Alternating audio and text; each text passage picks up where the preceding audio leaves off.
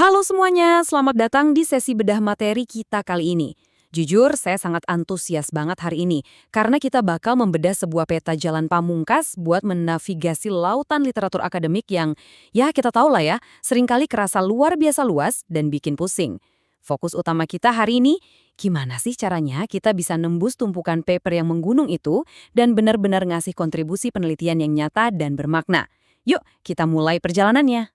Tapi sebelum kita melangkah lebih jauh, pernah nggak sih kepikiran satu pertanyaan mendasar ini?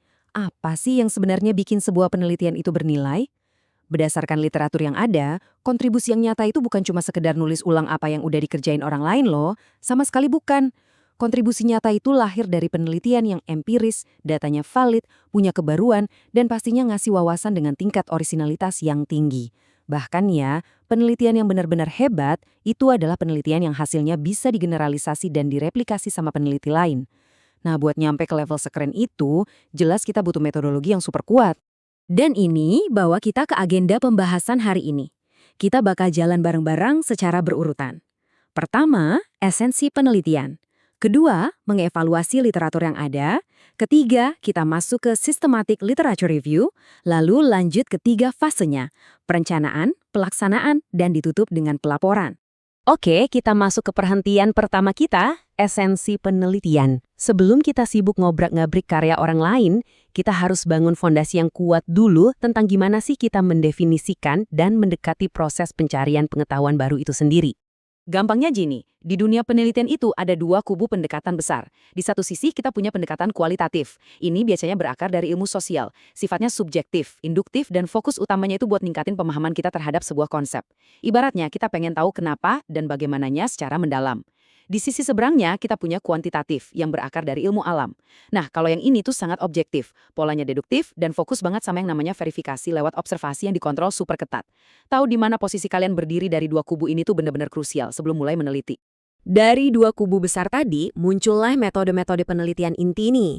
Mulai dari action research, eksperimen, studi kasus, sampai survei. Mau kalian lagi gali informasi dalam-dalam lewat studi kasus, atau lagi asik ngatur eksperimen di lab buat ngecek sebab akibat, prinsip dasarnya itu tetap sama. Kalian itu lagi ngebangun di atas fondasi yang udah ada. Logikanya kan, kita nggak mungkin bisa nyiptain hal yang baru kalau kita nggak tahu bangunan apa yang udah berdiri sebelumnya kan? Makanya kita geser ke bagian kedua, evaluasi literatur. Daripada buru-buru sibuk bereksperimen, kita justru harus jadi semacam peracik bahan dulu. Kita wajib cari tahu nih, bahan baku apa aja sih yang sebenarnya udah tersedia di luar sana. Tapi ingat, poin pentingnya di sini, ngevaluasi literatur itu bukan berarti cuma baca pasif sambil ngantuk-ngantuk. Nggak gitu. Kalian harus punya mata yang super kritis.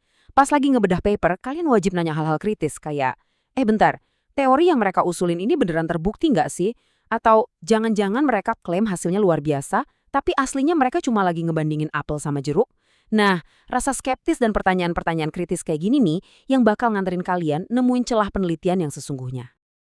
Lalu, masuklah kita ke bagian ketiga.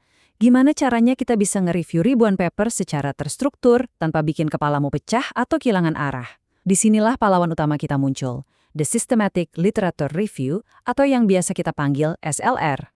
Terus, apa dong bedanya SLR ini sama tinjauan pustaka tradisional yang biasa kita kerjain? Kata kuncinya ada di sifatnya yang sangat terstruktur dan harus banget didasarkan sama pertanyaan penelitian atau RQ yang eksplisit. Kalau tinjauan tradisional kan biasanya cuma ngerangkum literatur secara garis besar aja tuh.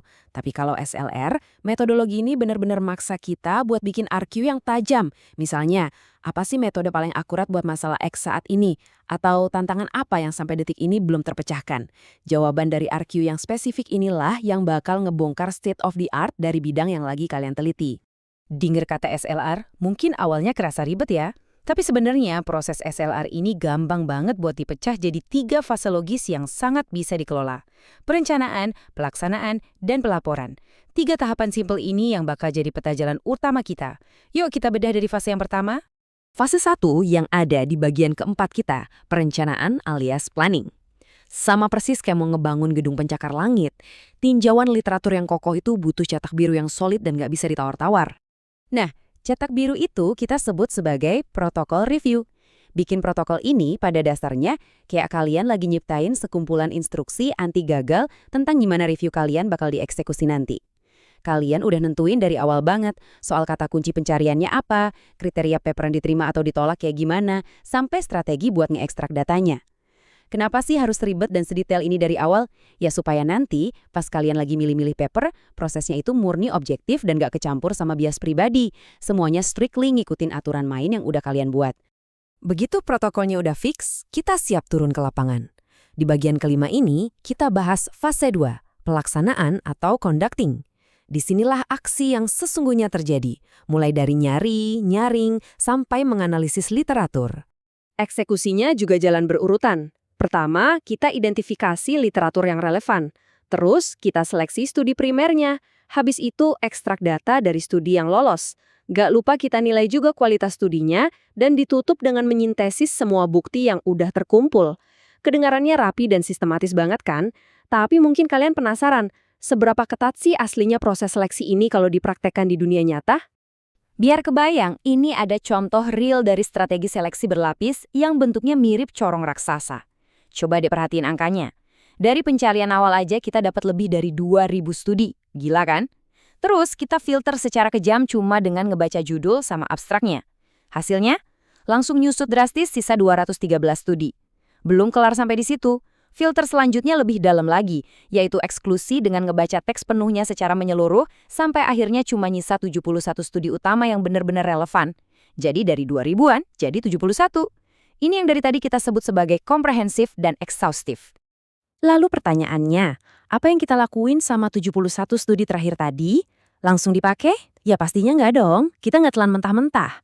Kita masih harus terapin yang namanya checklist kualitas. Kita bakal cecer paper-paper itu dengan pertanyaan kayak, unit observasinya jelas nggak? Variabel perancunya dikontrol dengan benar nggak? Langkah ini tuh benar-benar krusial buat mastiin kalau paper yang mau kita ambil datanya itu emang tahan banting di bawah pengawasan akademis yang ketat. Kualitas temuan kalian nanti 100% bergantung pada kualitas paper yang berhasil ngelewatin checklist ini. Setelah kerja keras, berkeringat nambang dan ekstrak data, akhirnya kita sampai di babak final, bagian ke-6, fase 3, pelaporan atau reporting. Semua usaha super terstruktur dan melelahkan tadi, semuanya bermuara di titik ini. Di tahap ini, kalian bakal nulisin hasil sintesis tadi ke dalam sebuah paper pelaporan SLR. Semua temuan kalian soal metode yang state of the art atau masalah-masalah yang belum terjawab, semuanya dituangkan pakai argumen yang solid. Oh ya, satu hal yang gak kalah penting, pastikan kalian milih jurnal publikasi yang tepat supaya kerja keras kalian ini punya impact atau dampak yang maksimal buat komunitas akademis di luar sana. Dan semua itu membawa kita ke satu pertanyaan akhir buat kalian. Pertanyaan yang menantang sekaligus memotivasi nih. Setelah kalian lihat sendiri seberapa luar biasanya kekuatan kerangka kerja, systematic literature review ini buat ngebedah karya masa lalu secara rapi dan objektif, kira-kira apa nih yang bakal jadi kontribusi nyata kalian untuk kumpulan pengetahuan di bidang yang kalian geluti saat ini? Dengan pakai SLR, kalian tuh udah nggak perlu lagi meraba-raba dalam gelap. Kalian sekarang udah pegang alatnya buat ngebangun blok pengetahuan baru yang solid. Saya benar-benar berharap pembahasan kita hari ini bisa memberdayakan kalian. Terima kasih banget udah nemenin sampai akhir, dan pastinya selamat meneliti!